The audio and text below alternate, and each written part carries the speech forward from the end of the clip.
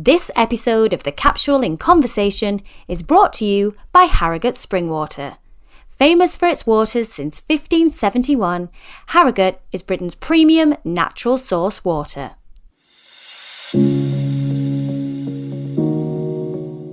Hello all, you are listening to the Capsule in Conversation podcast. I'm Natalie Anderson, and today I'm joined by one of the leading voices in health and fitness, the Editor-in-Chief of Women's Health, Claire Sanderson, to talk the importance of education around perimenopause, the pushback against diet culture, and protecting your mental health. So take a minute, sit back, relax, and get ready to join us in our conversation.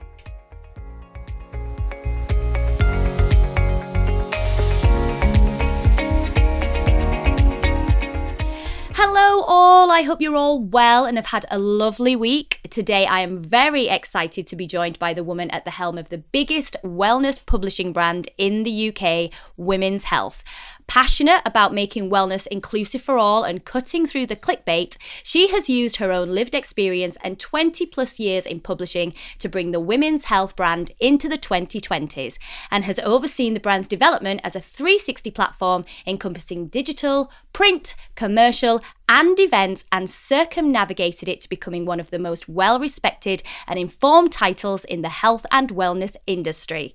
A self-confessed fitness fanatic who's championing wellness for all, she is the fabulous and the formidable Claire Sanderson. Hi, Claire. Wow, what an intro. Hello, thank you so much for having me. I'm impressed listening to my own achievements there. I love that. I whenever a guest comes on, we always get that to go, oh, I've forgotten what I've done. And it's like, yeah, you're like an amazing woman, like who's achieved so much. So, and thank you so much for being with me. I mean, it's been a bit of a struggle to try and make this podcast work with changing schedules, but I'm so thrilled to actually get some of your time and on your insight on some really important issues. That are really pressing at the minute, and I know that you're very, very passionate about. But before we kind of dive into all of that, you actually trained as a news journalist, didn't you? I did. So I joined the Daily Mirror in 1999 as a graduate trainee. It was a very prestigious, competitive training scheme at the time, and I travelled all over the world, has an amazing experience, and went to places that a girl from the South Wales Valleys never thought she'd get to go to. And I stayed in newspapers to 2007, so 8 years. And then I transitioned to magazines. So I've worked at Grazia, which is still going, as I'm sure many of you will be familiar with. Look, which is sadly no longer with us, but was formidable to use your word. Yeah. Look was brilliant, wasn't it? So I was at Look for 9-10 years. I had both of my children when I was at Look. And then I joined Women's Health 5.5 years ago, which was my dream job then, and it's still my dream job now.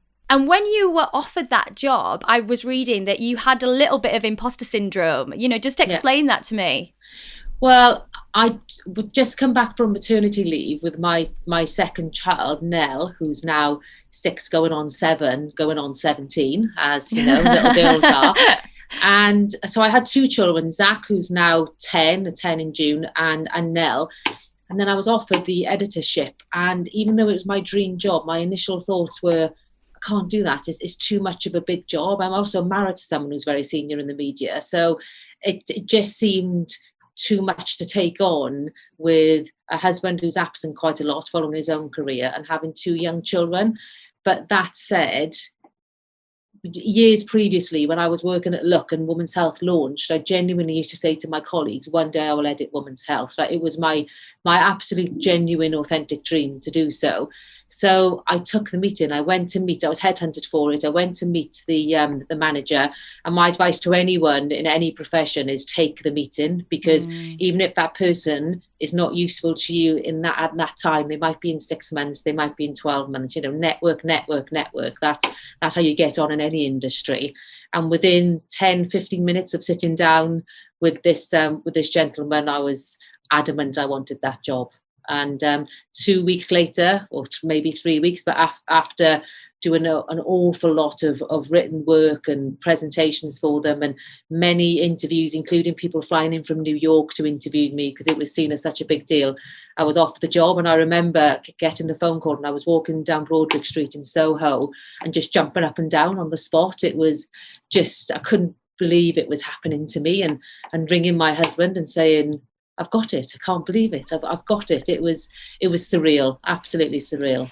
And don't you think as well, like when you become a mother and everything becomes really about your kids and then you take that back seat almost, those wins, and such a huge win for you, you know, we're not talking a small win, we're talking a huge win of going, yes, I've still got it. Like, yes, I'm still that woman. I'm still that girl that was, you know, training and being a journalist at uni or whatever. I'm still that person, all that energy. But it is quite emotional as well, isn't it?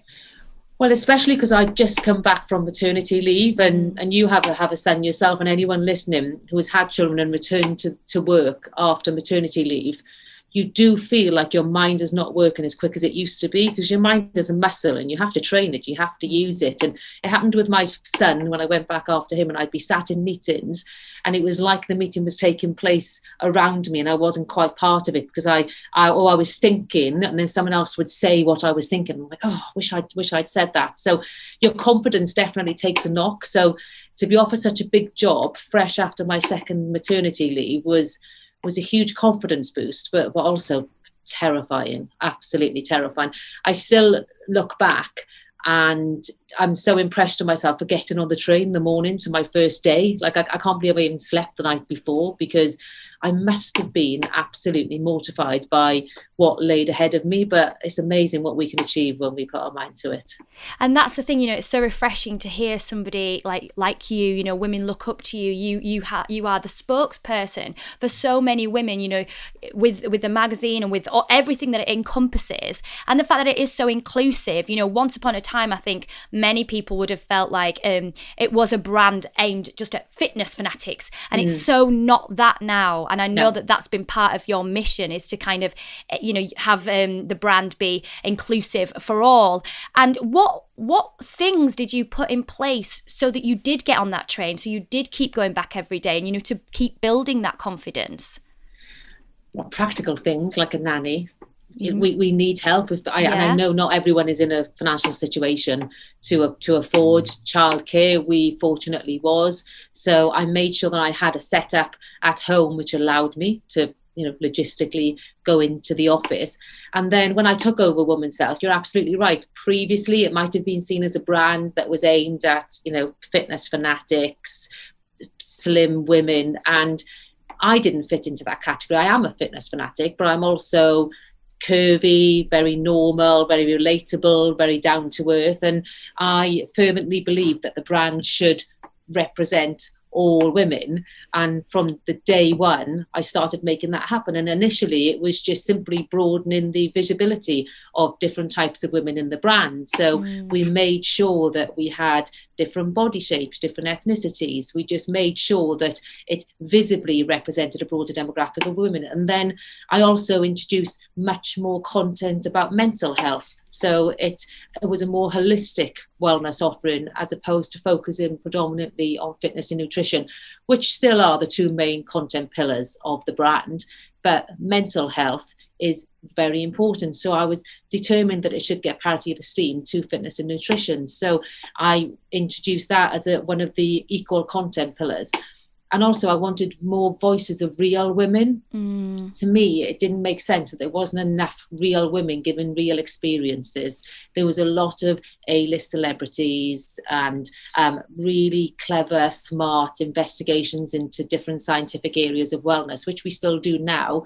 But to make the brand more relatable, I think women empathise with other women and want to hear their stories, because it offers comfort, inspiration, motivation, information, you know, so I made sure that there was more normal, average women from across the country, from different demographics, visibly, sociably, and they were represented in the brand.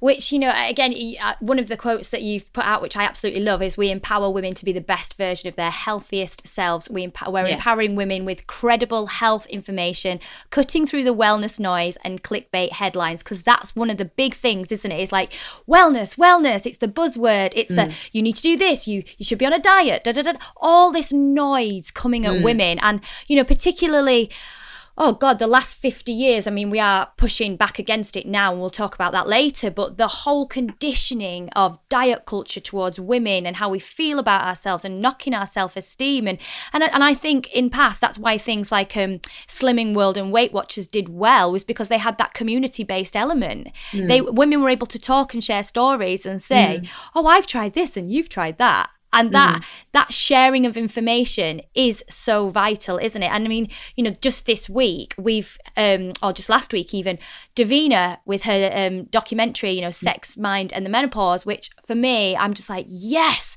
people finally talking about this. And I know this is an important area for you too, isn't it? Talking about the perimenopause and the menopause. Yeah.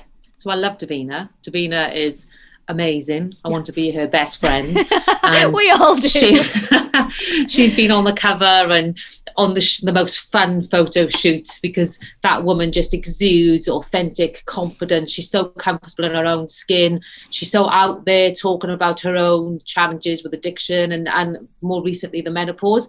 And it is a subject matter that is personally close to my heart, but also something that I feel that women, especially women in their late 30s and 40s, need to start talking about, because it has a stigma, much less so now, by the way, but it certainly did have a stigma, tantamount to mental health issues, in my opinion, because women thought that it made them sound old and over the hill and less attractive and blah, blah, blah, blah, blah, all that rubbish. So we started talking about the menopause before other brands, female brands did, sparked by my own experience. I was part of a government task force called the Women's Health Task Force, and it was a multi-parliamentary task force aimed to improve the health outcomes of women. And I was the only media representative who was sitting on this task force. And each month we would tackle a different area of women's health. So one month it could be teenage pregnancies, another it could be heart disease or Alzheimer's or something.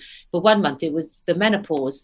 And so Louise Newsom was in the room, who's the menopause, the menopause doctor, and probably the leading menopause doctor in the UK, I would argue. And she was talking about the health inequities around the menopause and the lack of information within GPs, and how they're refusing to prescribe HRT because a lot of them are referring back to outdated research that says that HRT can increase your risk of breast cancer, when actually more recent research suggests that even though it's a minimal increased risk, all the benefits that you get from it, like reduced risk of heart disease, dementia, obesity, mental health issues, far outweigh the minuscule increased risk of breast cancer.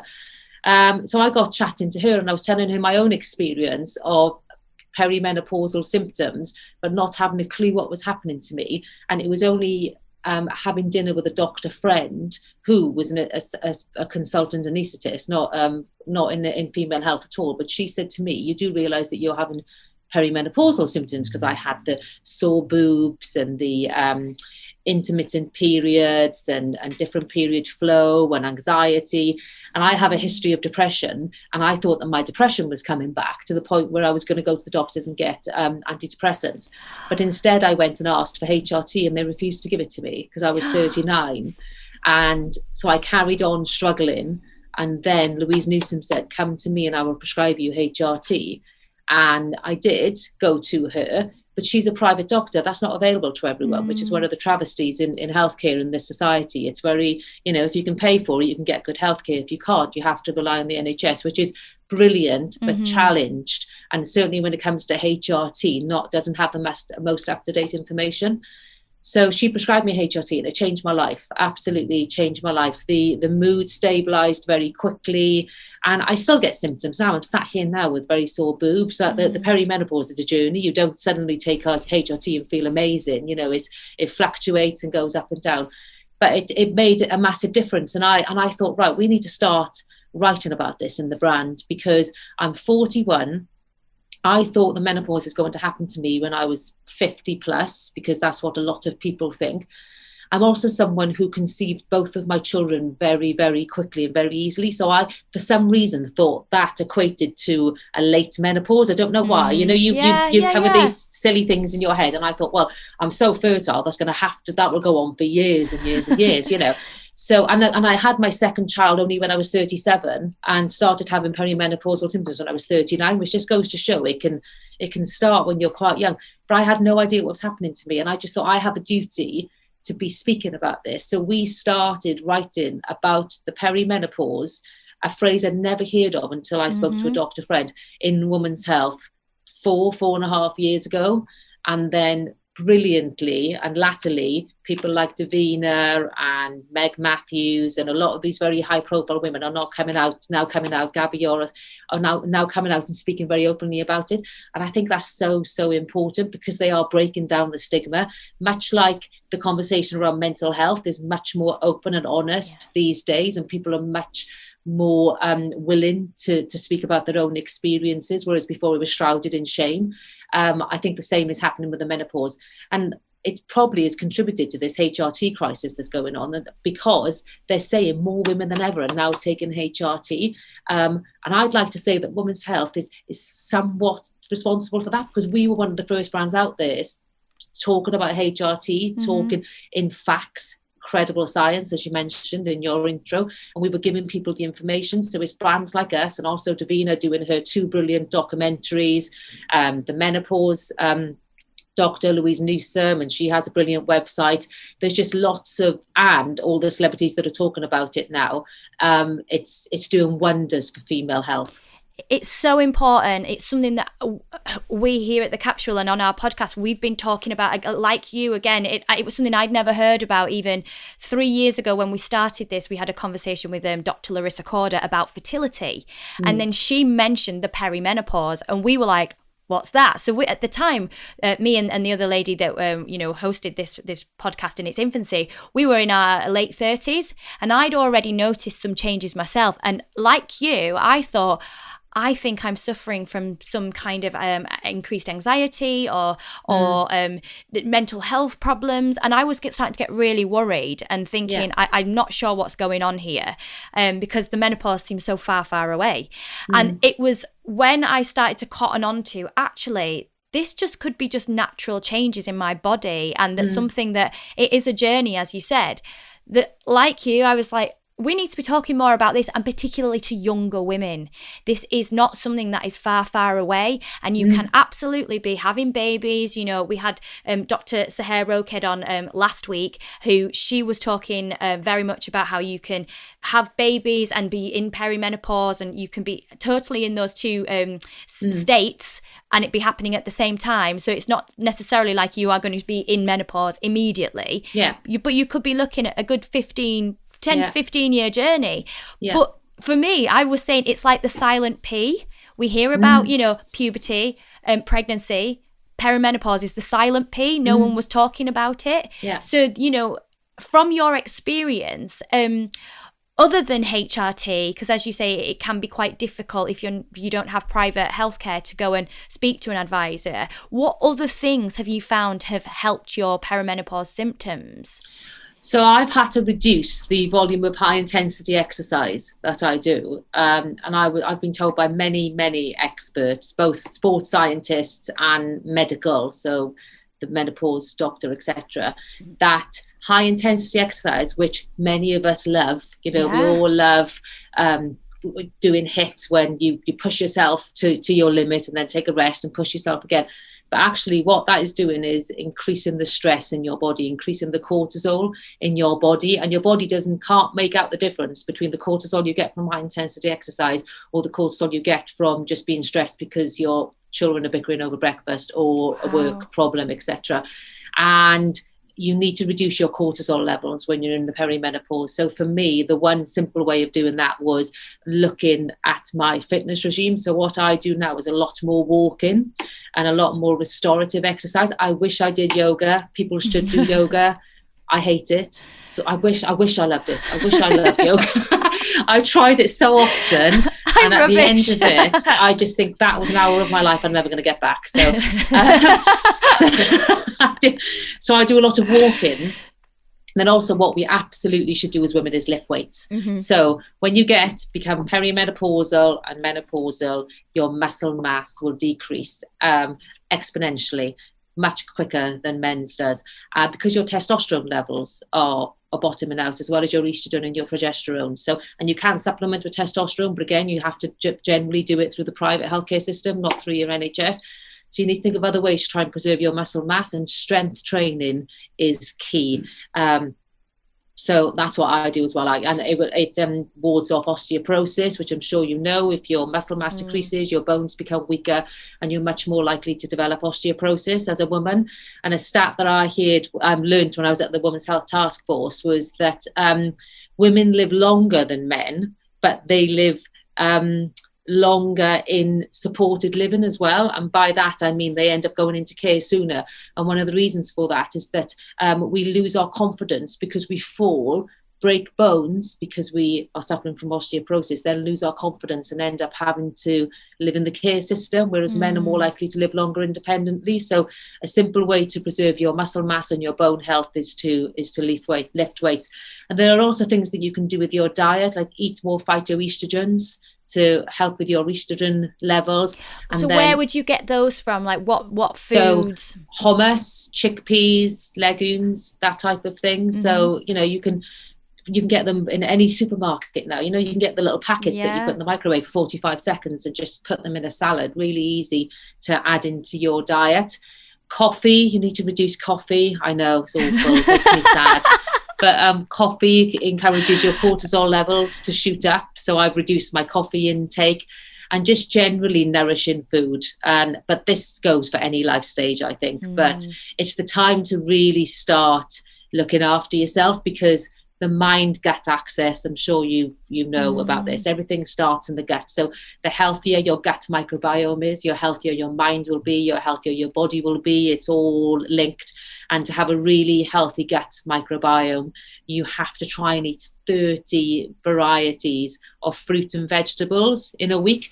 But that is less intimidating than it sounds, because a variety is a herb. So if you were to just add a variety of different herbs to your salad, and also pulses are considered fruit and vegetables in the 30 umbrella. So you need to go to your supermarket and not do what most of us do and pick up the same salad thing every week. The same fruit, the same bananas and apples for the fruit bowl at home. You need to really try and eat the rainbow and eat a variety, and that will help your gut microbiome, which will improve your mental health and mental clarity, and itself will make you feel better about yourself. And I'm a true believer that if you feel positive up here, you live a positive lifestyle, because you're less likely to reach for processed food if you're feeling really happy and positive in yourself. Like for me, processed rubbish food is a crutch, is a comfort, and I tend to reach for it as a commiseration when life gets stressful. So you need to try and reduce the frequencies of those instances. And that's the whole thing with self-care, isn't it? Again, it's breaking down that barrier that self-care is a selfish act that is like indulgent, and it's it's like, oh, I don't have time to have a bubble bath. It's really, really not that. It is actually making your health a priority so that you can function, so that you can get through a journey, like the perimenopause, like various stages in life, feeling more energized and active, and being able to commit to those, whether it's work or whether it's kids, but those things that you've got going on. Yeah.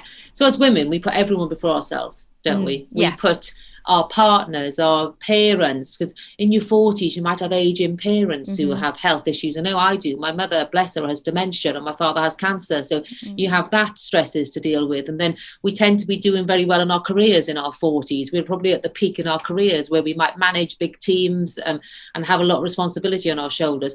Then we've got children who we were just discussing. We both got 10-year-old boys. They're challenging. They're going to be teenagers soon. They're going to be even more of a nightmare, and I've so call a spade a spade. So we've got all these responsibilities. We put the shopping, we put the house, we put everything before ourselves.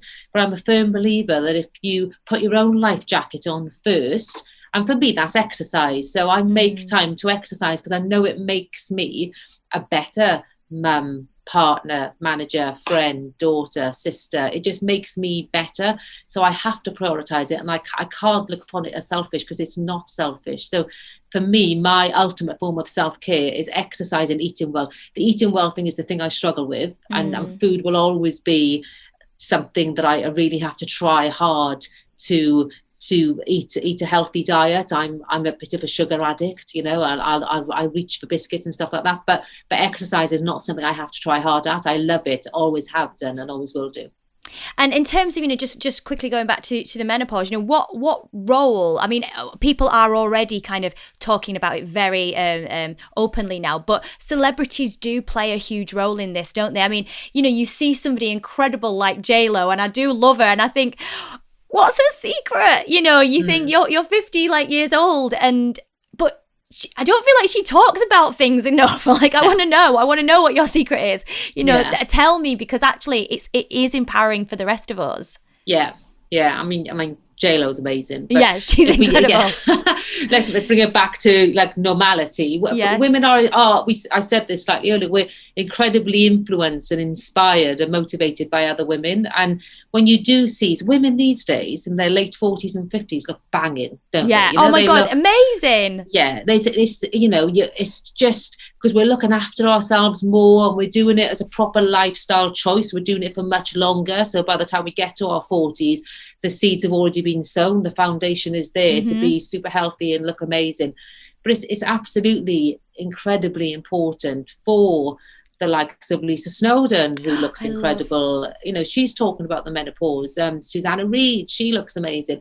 So all these incredible women who are at the top of their games, who look incredible, are smart, powerful, but they are proudly talking about going through a life stage and proudly owning their age as well, because it was not so long ago that celebrities wouldn't admit their age in public, or some of them would be caught out by a tabloid newspaper for lying. They get hold of their birth certificate, you're not 34. Though you don't see those stories anymore now, do you? Because everyone's are proud to look good for their age, and I'm proud to be healthy for their age. And I think that's where the menopause stigmatism comes from. It's the aging thing, that it's linked to aging, but I think that's becoming much less so. I think so, and I especially in my industry, like in the acting industry, I have been, like I said, being vocal about the perimenopause, and I had a couple of comments, from men normally, that's like, oh, you don't need to be talking about this. You're too young and sexy for this. Kind of that kind of language.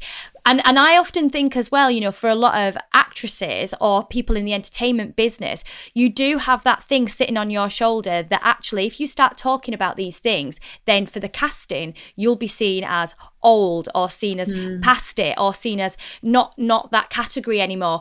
I mean, to be honest, I'm totally at peace with it. I'm like, it is what it is. And who's to say that a perimenopausal woman can't be sexy? I'm sorry. Are you kidding? Yeah. Do you know what I mean? It is sexy. It's a sexy time in our life, in terms of, yes, it's difficult in terms of the physical symptoms, but actually what you said, where we're at in our careers, where the extra confidence that can come when you can speak your mind and you're not worrying too much about upsetting people. There's a confidence that comes with that, and that breeds a sexiness, I think. So again, it's about us owning that and not being afraid that casting directors necessarily won't see us. Okay, we need to change that view and keep changing it as representation in the media as well. So television roles and these kind of other things. And one actress at a time. So the more actresses who come out and say, I'm 40 plus, my hormones are fluctuating, so what? And then it becomes less and less and less of a thing. Definitely. The same as me. I'm not as high profile as you, but I've spoken very openly about my mental health challenges, about the menopause. It's all on the internet. Anyone Googles me. If I was to go to work for another company, they could Google me and it'd all be there. But I'm at a stage where I just want to be authentic. And I think, well, you take me or leave me. This is me. I have an awful lot to offer this world. And if you are going to discriminate against me because I've been honest about health challenges, which most of us have been through to greater or lesser extents, then you're not the type of company that I want to work for, or not the type of person that I want in my life. And that's such an empowering statement. So it's empowering for our audiences to know that somebody at your position, where you are, and to have that mentality is fantastic. And for the rest of us, it's like, yes, actually, I want to be like that. And if we just move away slightly towards, diet culture and the pushback against it in recent years, I know it's kind of been quite debated, really, in terms of body positivity versus health. it's quite a difficult one to navigate, that, isn't it, really? It is. You mentioned Women's Health's brand message is we empower women to be the healthiest version of ourselves, and we just breed health, physical and mental health. So we do include weight loss content because there is nothing wrong with wanting to lose weight if it's going to benefit your health, as long as it's done responsibly and sustainably. What I take umbrage with is the quick fix type diets that you see online. You mentioned them earlier. If anything's too good to be true, it probably is, So, you could follow that diet for 5 days, but you'll pack it all back on as soon as you start eating normally again, because your body's gone into such a calorie deficit that as soon as you start eating calories again, your body will hold on to everything. So we do cover weight loss and fat loss in women's health, but our message is do it for health reasons. This is not because lose 7 pounds in a month because you want to wear a bikini in the Costa del Sol this summer. We don't do that type of content. We breed a holistic health message, and that's fervently where I believe the weight loss content should remain, and we avoid the clickbait stuff. I suppose it's hard for you guys, though, so, with all of your intentions and the content that you're putting out, and obviously you are an incredibly credible source, but then you've got social media, which is like the Wild West. Everybody advertising everything. And that's the difficulty, isn't it? Like, you're doing such great work, and then you've got the other side of it where there's people kind of unbalancing all the great work that you're doing. Do you feel like there needs to be some kind of or more regulations in social media when it comes to kind of the promotion of diet products and all that kind of thing? Yes, in an ideal world, but I do think these brands would find a way to get around it. It's the Wild West. I mean, all I can speak is on behalf of Women's Health, and we would never endorse those type of products in Women's Health. And we've done umpteen amount of research with our audience, and they have a deep level of trust with us. I think that trust is actually born in print, because there's research that people trust print more. So we know that they solidly, it's our base, it's the foundation of the brand. The trust comes out of print, and then the rest, all our other many platforms bask in its glow. So, if you go to Women's Health, you'll find credible, well-researched content that's gone through editorial scrutiny. I can't speak on behalf of the wider social media, but you're absolutely right. There's a lot of irresponsible content out there. But what I would say to anyone, if it sounds too good to be true, it probably is.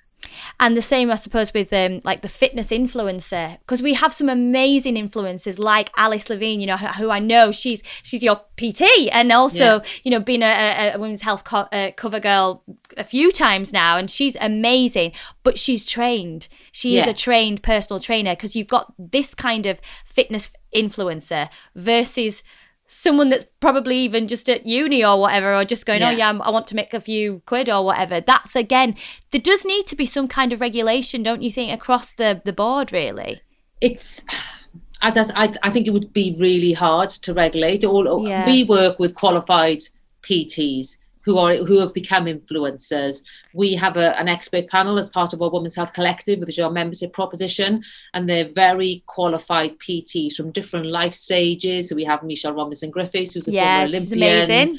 But she specialises in training older women going through the menopause. And then we have Seema Hussain, who is in her early 40s. And then we got Alice, who's in her late 20s. Then we have Mama Well, who she specialises in postnatal, pre and postnatal. So we just make sure that we only work with very qualified trainers, and we definitely would not consider working with the ones that you're referring to, who are basically famous because they look good in cycling shorts.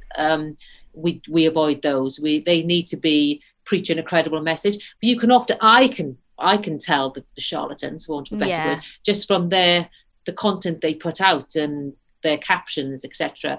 But you're absolutely right. There'll be impressionable young girls who would struggle to sort the wheat from the chaff. I think that's important, is that, for people listening as well, is if you are looking for online content, then go to someone like yourself, like your brand, which is trusted, reputable. You'll find a load of different people on there that could help with your specific needs, rather than going into the abyss of social media and thinking, oh, they look good. Because sometimes that's the illusion, isn't it? They might look good, but really, do we really know how they look that good? What kind of diet is actually being followed, and all those kind of things. It's make sure and just do the research really to make sure you're not falling into that trap. Yeah.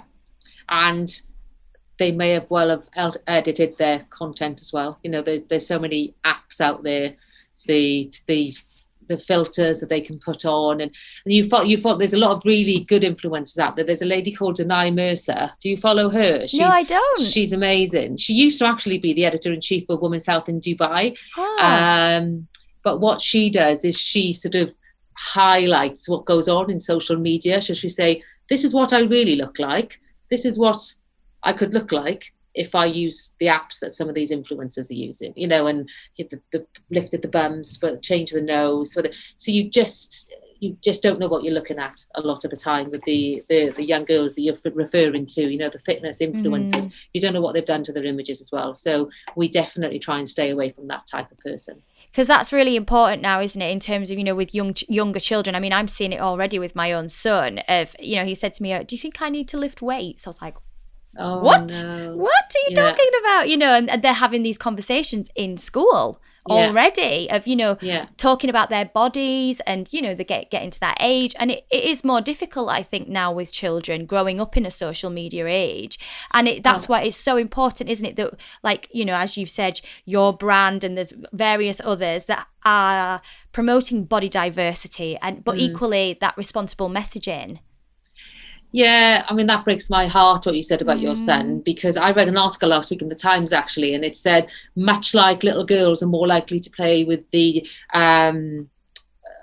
disproportionately thin dolls, I won't say the brand, but you know the ones I'm talking about, like who are like really tall and tiny waisted, big boobs, blah, blah, blah. The figures for boys are kind of chiseled, abs, pecs, you know, so that the boys are not being given enough representation of what male body shapes look like, much like the girls aren't. My daughter Nell, she's 6 and she wears age 10 to 12 clothes. She's very tall. My husband's tall, so she was always going to be tall, but she's bigger than her friends as well. But much like I was always bigger, stronger. I was always made to play netball with the older girls because I used to throw the ball too hard to the girls my age and all this. And I can see it in her now. And my husband took her and my son and his friends swimming to the local water park, and she come back and she said that my son's friend called her fat in her bikini. I know. And I just bought her a bikini. It was like a crop top and knickers. And I really I did agonize about buying it for her. And she was adamant that's the one she wanted. You know, I was trying to buy her the onesuit. And then I thought, hang on, stop letting your insecurities rub off on her. Like, you're not buying her that because you think that she'll be better in a onesuit because of her body shape. Let her wear the bikini. We should all wear the bikini. Like, you know, be like Nell, wear the bikini. So this bikini arrived. She was walking by the house, looking in the mirror, doing her Beyonce bum shuffle, which she loves. She loves Beyonce. And then she wore it, and he called her fat. And she came back and told me, and it just broke my heart. And it's not the first time this happened. Someone in her class called her fat, and she's just taller than bigger than her friend. She's just a different body shape, but it will stand her in good stead because I was very good at sport. I was very good at netball and all that. You know, she'll be fine. She'll just, you know, but it's, you know, these messages about thin and what you should look like start from such a young age, even from their toys. And all we can do as mums and as parents is try and set a really good example. So the example I set to Nell is that I'm very lucky to have a home gym.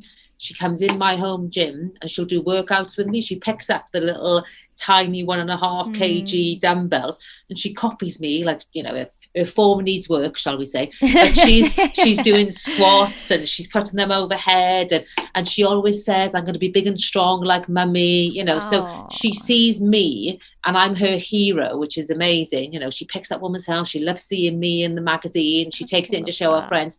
So I'm trying to breed a very strong body positivity message to her, even when my own body confidence is fluctuating at best. But a lot of my insecurities stem from childhood, when I was her age, when, God, I love my parents, but it was a different time. They just kind of I was left to get on with it. That, you know, my parents they weren't that engaged, but that, you know, I was just a product of the late 70s, early 80s. but I need to make sure that Nell doesn't grow up with the same insecurities as me. So it's all about the messaging. So I tell how strong she is and how clever and how beautiful she looks in her dress. And I let her wear the bikini, and I never ever comment on her body. And she has this innate body confidence, and she stands in the mirror, like she loves Beyonce and Lizzo, so she stands there doing her little Beyonce dancing, and I think, yeah, brilliant. But I need to make sure that continues. And I think that's the same for all of us, isn't it, as parents, and this is the challenge that we do have now, like we said, in a social media age, is making sure that actually we tell them, like when they are looking at images, to not to see it through rose-tinted glasses, because we can't protect them all the time, we can't stop them from seeing things, but we do need to kind of be real and say, right, well, that actually looks like this, or it could look like that, and this person's body, so that they do have that well-rounded sense of, oh, actually that could be edited, or that person just happens to be small and that person's bigger. I think, as you said, as parents, that is our duty going forward. I mean, before we do have to finish up, I had so many other things to talk to you about, I just want to get, like, what are your top well-being products or a well-being practice that you would recommend to our listeners? Well, my wellbeing practice is walking in the fresh air. It's something that I've started doing recently. And even when I'm working from home and it's very hard to get your steps in, I know a lot of us are hybrid working at the moment, and it's very hard to get your steps in. So I make sure I go for a walk at lunchtime. And I do think that absolutely helps my mind and body. In terms of wellbeing products, I could tell you my favorite brand of fit kit, if you like. I love a brand called LNDR. I think their leggings are amazing. I love Lululemon as well, but who doesn't? But LNDR, I think, are really, and they're cut for women to do a lot of strength training, like myself. So, and then I use a lot of protein powder because I eat fish now. I was vegetarian for a long time, but I started eating fish because I was told that it would benefit my diet. But to try and boost my protein intake, I use a lot of protein powder, and I found a new brand recently which is very it's not full of different ingredients that you don't recognize. It's very natural, and it's called Nothing Unnecessary Added, and it's a really small brand. It's on the internet, and the chocolate protein powder tastes delicious. I don't know if you do use protein powder, but some of them can taste a bit fake and a bit chalky. Yeah, this one tastes delicious. So that would be my top tip, and it's a small company, so I'm sure the lady who runs it would be thrilled that I've mentioned them. But so LNDR leggings, Lululemon for kit, and Nothing Unnecessary Added, and I think they go by NUA. I think that the branding is NUA. Yes, I think and that's my new favorite protein at the moment. Oh, well, thank you so much for your time today. It's been absolutely amazing to have you. Thank you very, very much. Thank you. Thanks for having me. For more wellbeing, fashion and beauty, you can visit us at our website, www.capsule.co.uk. You can also catch up with our previous podcast episodes by visiting the In Conversation page and subscribing to any of our podcast channels and YouTube. Please do feel free to leave your rates and reviews, as we would love to hear from you as the series goes on. You can also drop us a message at Official Capsule on Instagram. And I will be back next week for our very last episode of this series. I can't believe how quickly it has gone. But all that's left for us to say today is goodbye. So it's goodbye from Claire. Thank you. Goodbye. And goodbye from me.